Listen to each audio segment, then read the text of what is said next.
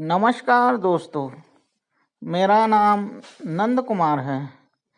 हमारे चैनल का नाम है यूनिवर्सल डिस्कवरीज। आशा करता हूँ आपने हमारा पहला वीडियो देखा होगा जिसका नाम E=mc² इज़ एब्सोल्युटली गलत है। यह वीडियो उसी का पार्ट 2 है। अगर नहीं देखा होगा तो ये वीडियो देखने के बाद ज़रूर देख लेना। दोनों वीडियो देखने के बाद हमारी बात आपको अच्छी तरह से समझ में आएगी। पहले वीडियो में हमने देखा गुरुत्वाकर्षण कितने सारे काम हर दिन हर पल करता है। हर एक वस्तु को वजन देना, एक्शन को रिएक्शन देना, अट्रैक्शन पैदा करना, बल फोर्स लगाना, गतिज ऊर्जा देना। तो गुरुत्वाकर्षण को इतने सारे काम करने के लिए हर दिन कितनी भारी मात्रा में ऊर्जा का निर्माण करना पड़ता है, लेकिन उसके लिए हमने देखा पृथ्वी का या विश्व में किसी भी ग्रह तारे का ना कोई वस्तुमान उपयोग में लाया जाता है और ना ही कोई अन्य प्रकार की ऊर्जा। दोस्तों, इस वीडियो में हम देखेंगे सर अल्बर्ट आइंस्टाइन का ये जो E=mc² ये विश्वविख्यात समीकरण है, ये और भी कुछ कारणों से गलत साबित होता है। सबसे पहले हम m यानी मास को, वस्तुमान को अलग नज़रिए से जानते हैं। पूरे विश्व में तथा हमारी धरती पर जितनी भी चीज़ें हैं, जैसे हवा, पानी, मिट्टी, पत्थर, फूल, पौधे, इंसान तथा जीव जंतु, ये सभी वस्तुमान यानी मास का ही एक रूप है। वस्तुमान हमें अगर मेजर करना हो तो कैसे करेंगे?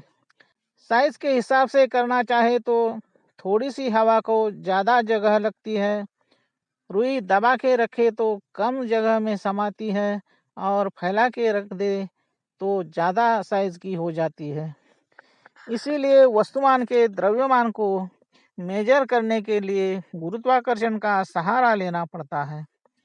जिस वस्तु को गुरुत्वाकर्षण जितना वजन देता है, उसी को सभी प्रकार के वस्तुमानों का द्रव्यमान माना गया है। यानी कि वस्तुमान के क्वांटिटी को वजन में ही दर्शाया जाता है। वजन ये गुरुत्वाकर्षण की ही देन है, लेकिन गुरुत्वाकर्षण हर छोटे बड़े पिंड का अपना अपना कम ज़्यादा होता है।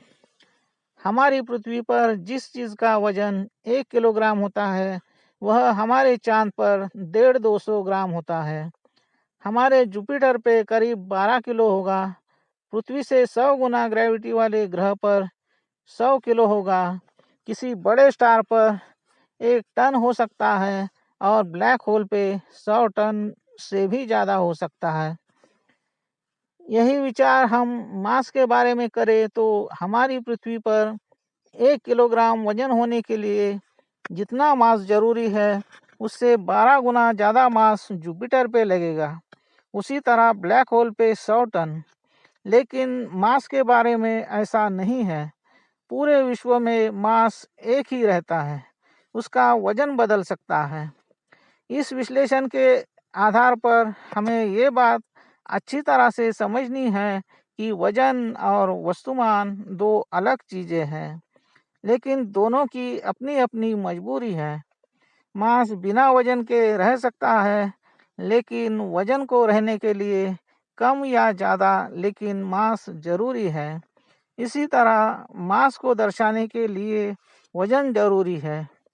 अब आइंस्टाइन का ये जो E=mc² ये इक्वेशन है, इसे सॉल्व करने के लिए इसमें जब कीमतें डाली जाती है, जैसे 1 किलोग्राम मास से कितनी एनर्जी पैदा होगी, तो इसे E=1 kg इंटू प्रकाश की गति का स्क्वायर यानी 3 लाख किलोमीटर का स्क्वायर, इसमें किलोमीटर का मीटर करना पड़ता है, तो इसमें 3 पे लाख के हिसाब से 5 जीरो पड़ते हैं और इस पे ये मीटर में बदलने से और 3 जीरो आ जाते हैं, तो 3 पे टोटल 8 जीरो आ जाते हैं।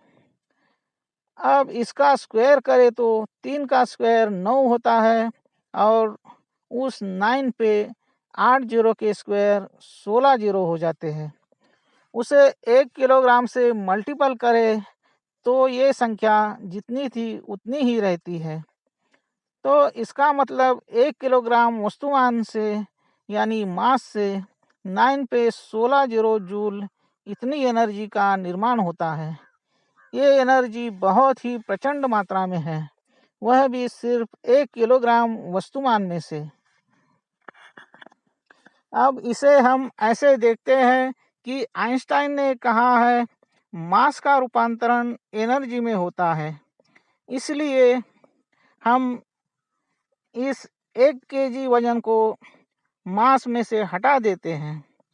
वजन को हटाने के बाद भी मास वही रहेगा, उसका साइज शेप बदल नहीं जाएगा। अब ये उदाहरण देखिए, मान लो दो 1-1 टन वजन की गाड़ियां 100 के स्पीड से आपस में एकदम सामने सामने से टकरा जाती है, तो कितना बड़ा आघात होगा, हम कल्पना कर सकते हैं। अब उन दोनों गाड़ियों में से उनका जो 1-1 टन वजन है वो निकाल लेते हैं। वजन निकाल लेने पर भी गाड़ियों का रंग रूप वही रहेगा, गाड़ियां वही रहेगी। अब वो दो गाड़ियां पहले की तरह आपस में सामने सामने 100 की स्पीड से टकराएगी, तो क्या पहले जितना ही भयंकर आघात होगा? बिल्कुल भी नहीं। जैसे हम दीपावली में बहुत बड़ा धमाका करने वाला सुतली बम जलाते हैं और वो कभी कभी फुस कर जाता है, उसी तरह। अब E is equal to mc² इस समीकरण के अनुसार इतनी भारी मात्रा में जो एनर्जी निकलती है वह अणुविखंडन प्रक्रिया में न्यूट्रॉन प्रोटॉन जो अणु के अंदर लाइट की स्पीड से घूमते हैं वो बाहर आकर उसी स्पीड में आपस में टकराते हैं। उन न्यूट्रॉन प्रोटॉन्स के पास जैसे अपना वस्तुमान होता है वैसे उनका अपना वजन भी होता है। उस वजन और लाइट की स्पीड के कारण उनमें प्रचंड मात्रा में गतिज ऊर्जा यानी काइनेटिक एनर्जी का निर्माण होता है और न्यूट्रॉन प्रोटॉन की आपस में टक्कर होने के कारण गतिज ऊर्जा औष्णिक ऊर्जा में बदल जाती है और प्रचंड मात्रा में ऊर्जा का निर्माण होता है। तो इस पूरी प्रक्रिया में इन प्रोटॉन्स के पास अपना वजन नहीं होगा तो क्या आगे की प्रोसेस हो पाएगी? प्रोटॉन्स में अगर वजन नहीं होगा तो उनमें गतिज ऊर्जा का भी निर्माण नहीं होगा। इसका मतलब अगर हम E is equal to mc² के m में से यानी मास में से वजन को हटा देते हैं तो एटम बम भी सुतली बम की तरह फुस हो जाएगा। इस सारे विश्लेषण से ये तथ्य सामने आता है कि E is equal to mc² इस इक्वेशन में मास कोई मायने नहीं रखता। मास वेट को कैरी करने के लिए या धारण करने के लिए जरूरी तो है, मगर ये समीकरण ऊर्जा का है और इसमें ऊर्जा वजन से निर्माण होती है, ना कि मास से।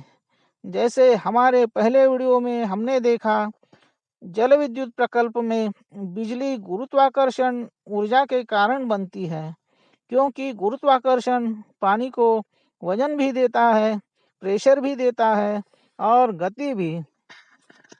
पानी सिर्फ इन ऊर्जाओं को कैरी करने का काम करता है। बिजली बनाने में पानी का एक कण भी खर्च नहीं होता। उसी तरह इस प्रक्रिया में जो ऊर्जा उत्पन्न होती है वह वजन से होती है। समीकरण के मास में अगर वजन नहीं होता तो वो मास प्रकाश की गति से चलने पर भी उसमें काइनेटिक एनर्जी का निर्माण नहीं हो सकता। वजन इस समीकरण की जान है। बिना जान के सिर्फ खोखला मास एनर्जी नहीं पैदा कर सकता। इसीलिए इस समीकरण में मास की जगह वेट होना चाहिए। हाँ, वेट को धारण करने के लिए मास जरूरी है, मगर इस प्रोसेस में वेट की भूमिका अहम है।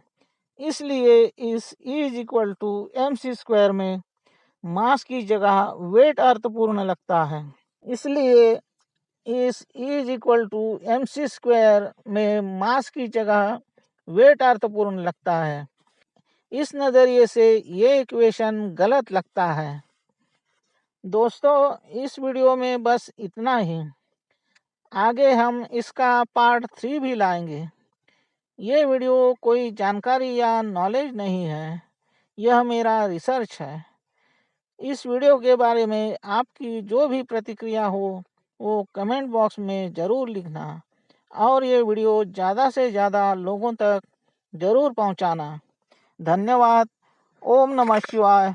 जय विज्ञान।